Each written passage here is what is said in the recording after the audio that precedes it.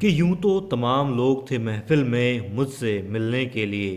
कि यूं तो तमाम लोग थे महफिल में मुझसे मिलने के लिए, मगर मेरी आंखें सिर्फ और सिर्फ तुझे तलाश रही थी। नमस्कार, पुण्य श्लोक लवाई शो में आज हमने देखा कि युवराज खंडेराव के स्वागत में, उनके आगमन में, जो 7 साल बाद वो शिक्षा ग्रहण करके आए हैं, इस खुशी में मल्हार राव होलकर सरकार के वाड़े में भव्य जश्न का आयोजन किया गया है। और जश्न की शुरुआत में ही हम देखते हैं कि हर किसी की निगाह किस ओर होती है। छोटे सूबेदार जी की तरफ होती है, मगर छोटे सूबेदार जी की नज़रें वहाँ होती हैं जहाँ बैठते हैं जिस आसन पर उनके पिताजी यानी बड़े सूबेदार मल्हार राव होलकर सरकार, और उनकी अनुपस्थिति में वो मायूस हो जाते हैं। अब देवी अहिल्या तुकोजी से पूछती हैं, जानना चाहती हैं कि बड़े सूबेदार जी क्यों नहीं आए, वो दिखाई क्यों नहीं दे रहे हैं। तभी तेज कदमों के साथ दरबार में आते हैं गंगूबा तात्या, और वो कहते हैं, छोटे सूबेदार जी यदि आपकी आज्ञा हो तो जश्न को आरंभ करें। तब देवी अहिल्या कहती हैं कि गंगूबा तात्या जी, जब तक सूबेदार जी नहीं आते तो जश्न कैसे शुरू हो सकता है। तो वो कहते हैं, माफ़ कीजिएगा छोटी रानी, लेकिन वो नहीं आ सकते। दरअसल वो बहुत ज़रूरी काम से बाहर गए हुए हैं। अब हर किसी की निगाह इधर उधर घूमती है। हैरान हो जाते हैं कि आखिर बड़े सूबेदार इतनी खास मौके पर क्यों शामिल नहीं हो सकते। तब वो कहते हैं कि माफ़ कीजिएगा, उन्हें बहुत ही ज़्यादा आवश्यक ज़रूरी काम से जो है बाहर जाना पड़ा है, और उन्हीं का आदेश है। उन्होंने ही कहा है कि तय समय पर ही जश्न जो है आरंभ हो जाना चाहिए, कार्यक्रम आरंभ हो जाना चाहिए। तब ठीक है, मायूस बहुत लोग होते हैं, मगर कोई बात नहीं।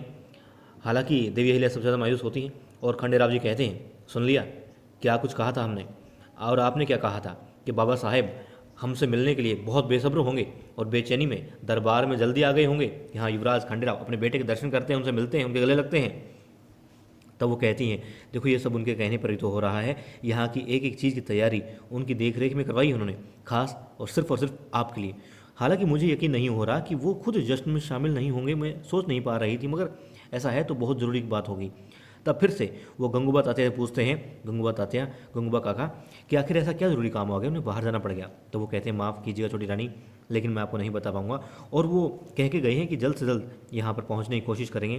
तो वो कहती हैं कि लेकिन हम सब जो है बाबा साहेब के साथ में ही कार्यक्रम का आयोजन जो है आरंभ करना चाहते हैं, हम थोड़ी देर इंतज़ार कर लेते हैं, कोई बात नहीं।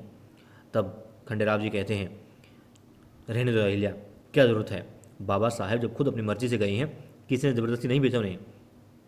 आखिर उनके लिए ज़रूरी था, उन्होंने किया, कोई बात नहीं। और वैसे भी बाबा साहेब बहुत अच्छे तरीके से जानते हैं किसको कितनी प्राथमिकता देनी है, कौन उनके लिए ज़्यादा महत्व रखता है, वो बड़े अच्छे से जानते हैं। तो मेरे ख्याल से कार्यक्रम जो है आरंभ करना चाहिए। और अब तुको जी आरंभ करते हैं, क्योंकि युवराज खंडेराव ये बात कह करके अपना आसन ग्रहण कर चुके होते हैं, और सब लोग अपना अपना आसन ग्रहण करते हैं। क्योंकि अब दरबार में सबसे बड़े वही हैं, युवराज ही हैं, उनका कद बड़ा है। जब वो बैठ गए हैं तो सब बैठ जाते हैं। और तुको जी अब कहते हैं कि यहाँ उपस्थित सभी मेहमानों का हम हार्दिक स्वागत करते हैं। और जैसा कि आप सब लोग जानते हैं, मालवा के युवराज खंडेराव मल्हार राव होलकर अपनी शिक्षा पूरी करके ग्रहण करके 7 वर्ष बाद घर लौटे हैं। और इसी उपलक्ष्य में ये समारोह किया जा रहा है, उन्हीं के स्वागत में आयोजित किया गया है।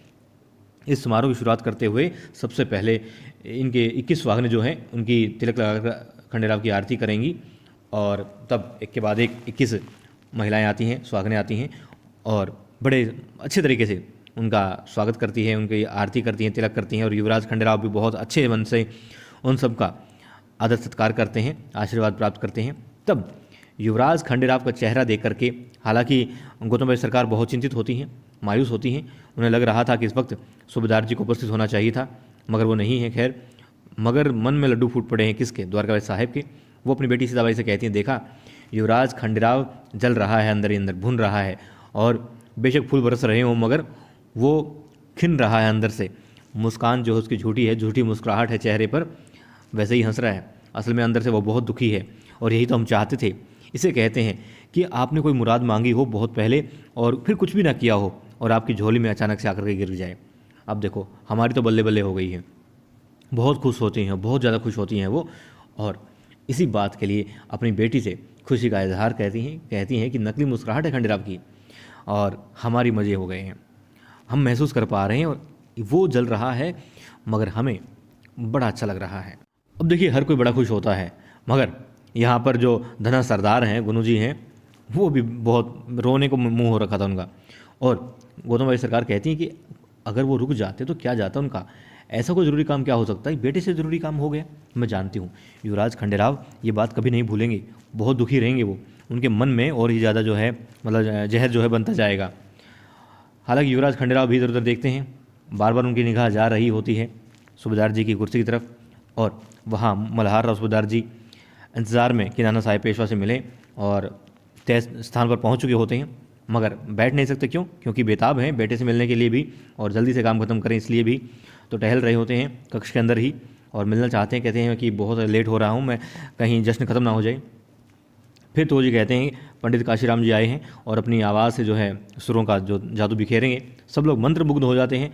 यहाँ पर खास बात यही, गुन्नू जी भी खुश दिखाई देते हैं। हालांकि धना सरदार दुखी दिखाई दे रहे थे, मगर बाकी सब लोग खुश होते हैं।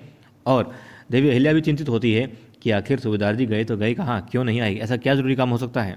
अब देवी अहिल्या को कहते हैं युवराज खंडेराव देखो हमने पहले ही कहा था और सूबेदार जी को बड़े अच्छे से पता है कि किसको कितनी अहमियत देनी है, किसको कितनी प्राथमिकता देनी है, और हमें मालूम था कि उनके लिए हमारे अलावा सब चीज़ें ज़रूरी हैं, और हमें मालूम था ये अच्छे से जो हो रहा है हम सब जानते थे, तो तुम भी चिंता मत करो।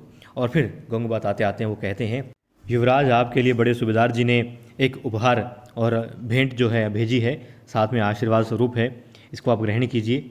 खंडेराव उठते हैं जाते हैं। शंका थी मुझे किस तरीके से वो बिहेव करेंगे, मगर उन्होंने बड़े अच्छे तरीके से, और देवी अहिल्या कहती भी हैं, पहले बता देती है कि बाबा साहिब ने बहुत प्यार से बनवाई है आपके लिए।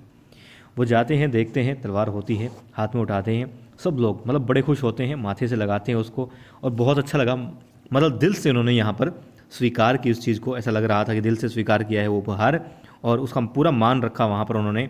बेशक दिल में कुछ भी हो, मगर हर किसी के चेहरे पर यही भाव थे अब देख करके उनको कि हाँ युवराज खंडेराव बहुत खुश है इस उपहार को पा करके। और उन्होंने भी पूरी गरिमा रखी उसको, तलवार को जैसे उठाया उन्होंने तो दरबार में उनके जय जयकार के जो है नारे लगे, और बहुत अच्छा लग रहा था, वो खुशी दिखाई दे रही थी उनके चेहरे पर, जो ये उपहार पा करके उनके चेहरे पर होनी चाहिए थी। और वहाँ उस और एक सैनिक आता है मल्हार राव सूबेदार जी के पास, वो कहता है नाना साहेब पेशवा ने आपको बुलाया है, आइए। तब वो फटाफट उनकी तरफ बढ़ते हैं, और अब देखिए जिस तरीके से जय जयकार के नारे लग रहे थे युवराज खंडेराव के लिए, तो मतलब जल भुन तो गए थे धना सरदार जी, भुगड़े हो गए थे बिल्कुल उनके।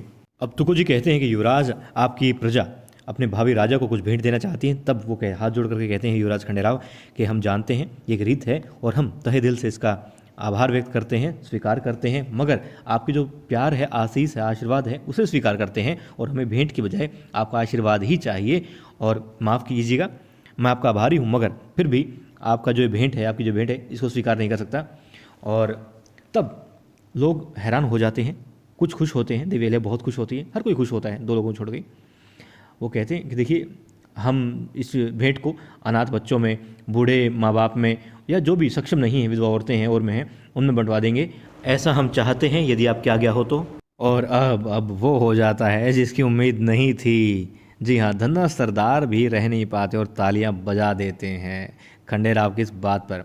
अब युवराज खंडेराव कहते हैं कि देखिए बाबा साहब ने बहुत कुछ किया, इतना कठिन परिश्रम किया है, इतना नाम कमाया है, जनता भी अपनी सेवा से इस गद्दी का, इस राज्य का, मतलब बहुत इस स्थान का आकार जो है बहुत बड़ा बना दिया उन्होंने, और पूजनीय है हमारे लिए गद्दी। आप सबकी आशाओं को बहुत ऊंचाई दे दी है कि मेरे पास मतलब मैं संभव नहीं है कि मैं उस तक पहुंच पाऊं, मगर फिर भी मैं आप लोगों की उम्मीदों पर खरा उतरने की पूरी कोशिश करूंगा, और मैं यकीन दिलाता हूं आपको कि मैं जहां तक भी पहुंचूं, ये वादा है मेरा आपसे कि मेरे पाँव जो हैं ज़मीन से ही लगे रहेंगे, और मैं अपनी आखिरी सांस तक देश, धर्म और देव के लिए, प्रजा के लिए लड़ता रहूँगा। मालवा की प्रजा की रक्षा, विकास और सुरक्षा के लिए मैं जी जान से मेहनत करूंगा, ये मेरा धर्म है, कर्तव्य है, और जीवन होगा। अब फिर तालियां बजती हैं और धना सरदार भी तालियां बजा उठते हैं, और गौतम भाई साहब देखती हैं अपने बेटे की तरफ बहुत गर्व के साथ भी, और साथ में मायूस भी होती हैं कि सूबेदार जी भी अगर यहाँ उपस्थित हो तो बहुत अच्छा था। और अब मल्हार राव सूबेदार जी का घोड़ा अंदर आता है वाड़े में, अब उतरते हैं, दौड़ते हुए जाते हैं सूबेदार जी खंडेराव से मिलने के लिए, उनके जश्न में शामिल होने के लिए। मगर क्या देखते हैं, रास्ते में मिलती हैं गौतम भाई सरकार। वो कहती हैं कि अब क्या फ़ायदा, जश्न तो ख़त्म हो चुका है। फिर वो कहते हैं सब ठीक तो था ना। वो कहती है आपको परवाह ही क्या थी, आपके लिए ज़रूरी था, आपने किया, क्या फ़र्क पड़ता है।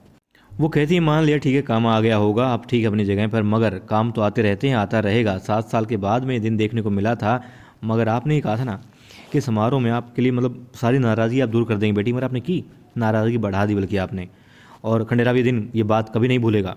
वो कहती हैं खंडेराव को सब तोहफे दे रहे थे, बधाई दे रहे थे, वो खंडेराव बहुत खुश था, मगर मैं जानती हूँ उसकी निगाहें सिर्फ आपको ढूंढ रही थी।